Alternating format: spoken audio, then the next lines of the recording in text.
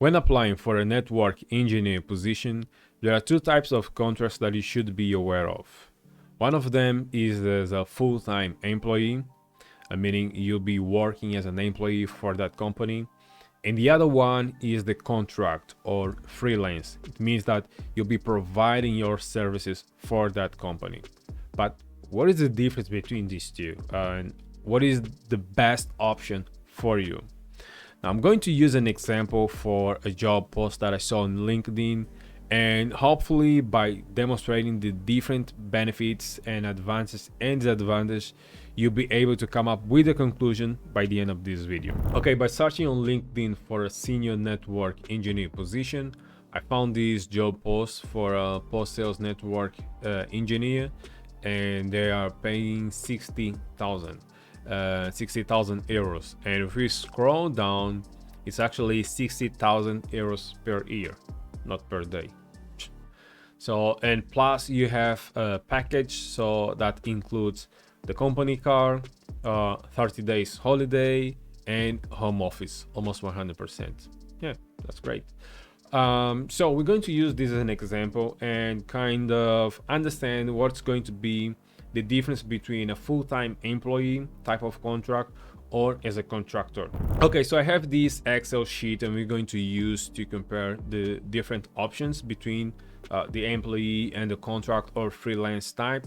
So first, let's start with the employee contract. So in case you were to negotiate this type of contract, because some companies, they might actually give you this option during the negotiation phase. So let's first analyze this as an employee. So they're paying 60,000 per year. So we have first to figure out how much is it going to be per month. So we have to divide this number by 12. So I'm going to use this cell. So 60,000 divided by 12. So it's going to be 5,000. Now this 5,000, it's not actually the amount of money you keep to your pocket. So this is the gross payment. So this is the amount of money the company will pay you before deducting the taxes. So now we have to deduct the taxes. So here in Portugal, there are two types of taxes that you have to deduct. One is Social Security, and it's around 21%, and the other one is the IRS, and so it depends a lot whether how much you earn, and the number will be higher. So as a reference, I'm just going to use 20% for IRS. So for Social Security, so we have to figure out how much is 21% of 5,000. So I'm just going to use 5,000 and multiply by 21%. So that's going to be 1,050 euros. Okay, so what about IRS? I'm just going to do the same thing. So it's going to be 5,000 multiplied by 20%. So that's going to be 1,000. Okay, so now we have to deduct these 2,050 from 5,000. So here I'm going to say 5,000 minus Social Security minus IRS. So that's going to be 2,950. That's actually the amount of money you take to your pocket. So that's the net payment.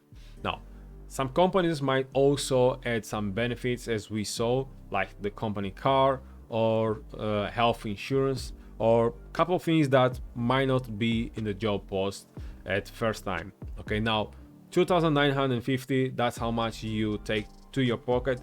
Now let's look as a contractor, how much would you keep to your pocket? Okay, we're going to use 60,000 as a reference. And so we have to figure out how much is it going to be per month. So let's divide this by 12.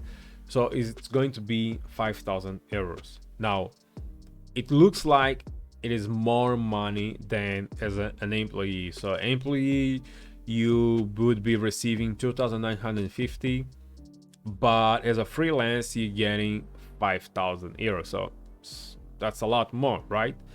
Well, the thing is that the company is not actually paying you a salary. They're paying you for your services in this type of contract. This is the type of relationship that it is referred to as a B2B or business to business or company to company. So the company is not paying you a salary, it's paying for your services. Your salary is only related to your own company, because you are a contractor now. So it means that inside your own company is that where you have your own salary. Okay, so that's the biggest distinction that you have to understand between an employee type of contract and as a freelance or contract.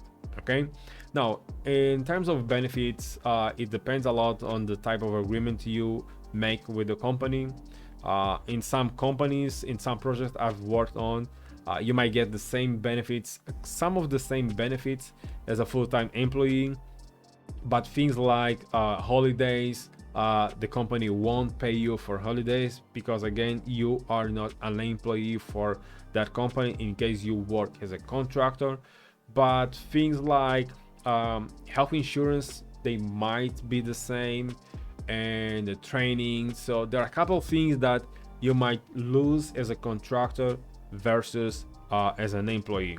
Now, which one is the best option? Now, I've been in both sides of the coin, and I can tell you it depends a lot on your type of situation. So if you're single, if you're just getting started, or if you're someone who's not afraid of taking risks, I would say that both options, they seem just fine, because some people might say that a full-time employee job is safer than contractor, but I don't know if you heard about layoffs.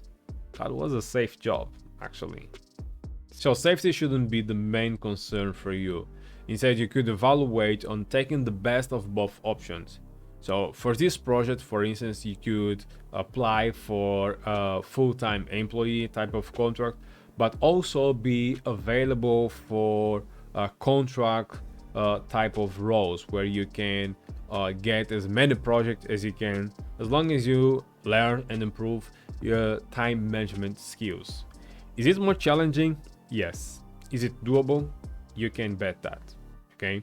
Now, I don't want to dive too deeper in this topic, but I hope that by now you have an understanding that there are actually these two options that you can choose from, whether as a full-time employee or as a contract or a freelance. And during the evaluation phase, evaluate which one would make the most sense for you. Okay. So I hope you found this video useful, and I'll see you on the next one.